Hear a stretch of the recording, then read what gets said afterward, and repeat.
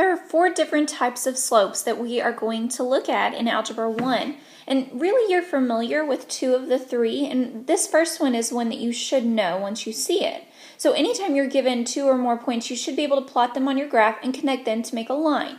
So we're going to go ahead and do that here. We have the points 2, 2, so I'm going to plot that here, and then -1, +5. Now I can go ahead and connect these dots and form my line. Now, the first thing you should notice is that this is a line that is actually decreasing. It's going down. Therefore, this is what we refer to, if you'll remember, as a negative slope. It's kind of like a negative correlation. It's going down, and because it's going down, it's going to be a negative slope, whatever the slope is. Now, what I'm going to do is I'm going to identify several points that are on this line in order to compute my slope. So let's add these points in our table here. Well, I know that I have 2 to start with. I have -2, 2, I'm sorry, 2, 2, and -1, 5. But there are several points that are on this line that I can plot. I have this point at 0, 4, this point at 1, 3, I have this point at 3, 1, and then I have this point at 4, 0, I have 5, -1, 6, -2, and 7, -3. So there's several points here that I can plot. I'm going to go ahead and start with the ones that I was given, which was -1 and 5. And I'm going to go ahead and plot them in order. So we have -1, 5, 0, 4. The next point we have is at 1, 3, followed by 2, 2, which again was given to us. And then we have the point 3, 1. So remember, we compute slope by actually one of 2 ways. We can either draw a stair step from one point to the next point. In this case, this was my first point on the left, and this is my second point on the right. So what I'm looking to see is what's the change that's occurring as I move from one point to the next. So to move from this initial point here on the left side of the graph, I would have to go down 3, that's a -3, and then I have to move over 3 to the right, and that's a +3. So what my slope is here, how I would find it, is to compute that change in y over the change in x, which in this case is a -3 over a +3. So if I divide -3 by +3, I'm left with a -1. So essentially my slope, or my m in my equation, is going to be a -1. And I can find that again by looking at the change in the table here. So as I move across my y values, what I should notice is this change of -1. So to go from 5 to 4, I would subtract 1. From 4 to 3, I would subtract 1. From 3 to 2, I would subtract 1. And from 2 to 1, I would subtract 1.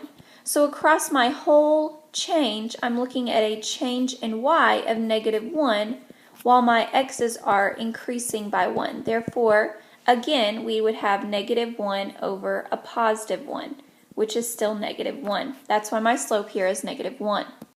Now, the other important thing we look at finding is to find my y-intercept. And really, I can find this one of 2 ways as well. The easiest way is to look and see where my graph crosses my y-axis. If you notice, it crosses right here, and that's at a +4 on the y-axis. So therefore, my y-intercept is going to be at 0, 4. I also see that always where x is 0 in my table. So again, my table has confirmed exactly what my slope and my y-intercept are for this graph. We're going to do the same thing on this second set of points. So this time we have the points 2, 3, and -1, -3. So let's plot those. So the first point is at 2, 3, and the next point is at -1, -3. So again, I'm going to connect these to form my line. So this time what I want you to notice is this line is actually increasing. Therefore, this is what we refer to as a positive slope, or the second type of slope that we're going to look at today. A positive slope is like a positive correlation. As one value increases, the other value also increases. So we're going to look at points also that are on this graph to add to my table here. So if I'm looking for points on this graph, I want to look to see where my line is actually crossing spots on the graph, specifically whole numbers. So I do know, of course, that it crosses at 2, 3, and at -1, -3. Those are the points I was given. But I want you to also notice as I scan this graph that it crosses at -2, -5. It crosses at 0, -1. It crosses at 1, 1. And it crosses at 3, 5. So those are all points that are also included on this graph that I can see here. So let's add those to my table. I'm going to go ahead and start with the first point that I was given on the left, which was a -1, -3. The next point that I have is at 0, -1, followed by 1, 1, followed by 2, 3, which again I was given, followed by 3, 5. So I want to find my slope on this one, and remember what we can do still is to make the connection between the graph or the point on the left and the point on the right. Basically, how do I move from this point to this point? And if you look at it, I do have to increase. It's a positive here. The line is going up. So therefore, I'm going to have to move up and then to the right. So to get from this point to this point, I would actually have to move up several this time. I would move up 6, which would be a change of a +6, and I would have to move to the right 3. That would be a change of a +3. So my slope this time is going to be a change in y of 6, it's a +6, and a change in x of a +3. So a change in 6 over a change in 3, that's basically 6 divided by 3, which leaves me with a +2. And again, that's what I wanted to see there. My slope, is going to be a change of a +2. Now I can look in the table again to hopefully see the same change. I'm looking at what happens as my y values increase, as my x values are increasing by 1. And what I should see is that I'm adding 2 each time. So to move from a -3 to a -1, I would in fact add 2. To move from -1 to a +1 would be a change of 2. From 1 to 3 would be a change in 2. And from 2 to 5 would also be a change in 2. So therefore my slope is verified by my table. And then finally we're going to find our y-intercept. Now remember, to find our y-intercept, it's easiest to use the graph. And the graph, we're just looking to see where it crosses on my y-axis. So if I scan my y-axis, I notice that it crosses right here. Therefore, that's at a point of 0, -1. And I can also, again, verify that in my table by looking to see where x is 0. So I do see that in my table as well. So here again, the slope is a +2. That's the second type of slope, would be a positive. And then my y-intercept is at 0, -1. All right, so far we looked at 2 different types of slopes that you should be familiar with, a positive and a negative. That's like a positive correlation and a negative correlation. And now let's look at 2 others that are a little bit different. So this time we have the points 3, 4, and 1, 4. So let's go ahead and plot those. So we have 3, 4, and then 1, 4. Now notice they're actually on the same line. So when I connect them, I'm actually making a straight horizontal line this time. And this is a different type of slope. This is what we referred to before as a constant. Now, again, it's not a positive, it's not a negative. There actually is no change here. So this is what we refer to as a horizontal line, and we're going to talk about the slope in just a second. But it's a constant change there, or a constant graph. There is no change essentially that's happening. So let's look at several points that I can plot on this line. I could go several at any point basically that's where y is a +4 would be included on my graph here. So I need 5 that are going to go on my table.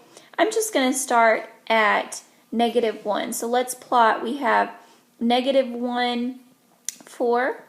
Then we have 0, 4, 1, 4, which was given to me, 2, 4, and then 3, 4, which was also given to me.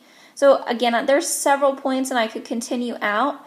What I want you to notice here is that all of my y values are 4. So no matter what the x is here, my y value is just 4. Now, this is where the slope gets a little bit interesting here. To move from this point to this point, the ones that I was given, or really any point, there is no horizontal or no vertical change. There's no change in y. It's just a change in the x. So my slope then, there is no change in y. So this would be a change of 0 over, although I do have to move over, and it's over a 2 in this case. So we'll say to the right 2, positive 2. Really doesn't matter what it is, just because there is no vertical change. When I divide 0 by any number, I'm left with a slope of 0. So the slope here, the third type of slope that you're going to see, is a slope of 0. And I want you to notice this as well in the table. So as I'm increasing these y values, notice there is again no change. This would be like adding 0 every single time as we increase the values of x. So again, no matter what the x value is, the y value will always be 0. Now, with that being said, I'm still going to have a y-intercept. And in this case, the y-intercept is still where it crosses the y-axis. Here's my y-axis. And notice that it crosses right here. So that is at the point 0, 4. We saw that in my table as well, where the x was 0. So it is confirmed for the slope and the y-intercept in this table. So again, the third type of slope is a slope of 0, and that is a horizontal line. All right, let's take a look at this last one now. This is even more different than the last one that we looked at. So again, we've looked at positive slopes, negative slopes, and 0 slopes so far. So this time we're going to plot the points negative 2, 3. So here's negative 2, 3, and then negative 2, 0. So notice this time that these have the same x values. So when I draw my line here, I'm actually going to end up with a vertical line this time, one that goes up and down. So this time I'm looking at, again, a vertical line. This is an unusual type of slope that I'm going to look at as well. Before I do that, let's go ahead and plot some points on here. So notice that, again, just like the last one, there's a number of points that I can plot. Any point that falls on this vertical line would be included. So I just need 5 that I'm going to plot for my table. So let's start with negative 2, 0, which was given to me. And then we have negative 2, 1, negative 2, 2, negative 2, 3, which was given to me, and negative 2, 4. This time notice that the x's are all the same. Doesn't matter what the y's are, the x's are always going to be a negative 2. Now this time it's different, again, because it's a vertical line. So if I'm looking at how to find my slope, remember I look at the change that's occurring, the change in y over the change in x. So to move from, let's start with the bottom point, this point to this point, I would have an up and down change. I would have to translate to move up, and that's a change of a positive 3. Now there is no change left or right, it's a change of 0 here. So what I'm going to see in my slope is a vertical change of a positive 3 and a horizontal change of nothing, of 0. Well, this is where it gets interesting because we have a 3 divided by 0. And this is impossible to do. You cannot divide 3 by 0. So the slope here is actually what we call undefined. There is no slope essentially. We don't write 0. 0 is different. 0 is a horizontal line. A slope that is undefined is a vertical line. Now, if you recall, way back at the beginning of the year, we talked about how in order for it to be a function, it has to pass the vertical line test and the x's cannot repeat. Well, here what you notice is if I draw a vertical line through this, it crosses every single point. Therefore, this is actually not a function. It is an undefined slope because it is not a function, and therefore it doesn't have a slope. It's not actually a line in this case. Now, I can still see my slope in my table. I can look at the change that's occurring. I am increasing 1 on my y-axis, but because my x-axis is not changing any, it's a change of 0 here, I would again have a positive 1 divided by 0. And again, I can't do that because you cannot divide by 0. Now, it doesn't have a y-intercept. This is one where it's very different because, notice, this line runs parallel to the y-axis. So therefore, if I were to ask for a y-intercept on this one, you wouldn't tell me 0, you would tell me none. There is no y-intercept when you have an undefined slope. This is an unusual one, and you will have to remember this. So let's review. There are 4 types of slopes that you need to know. The first would be a positive slope. This is where as one value increases, the other value increases. So the line is going to increase something like this. It's going to go up. The second type of slope that you should be familiar with too is what we call a negative slope. And again, those are like positive and negative correlations.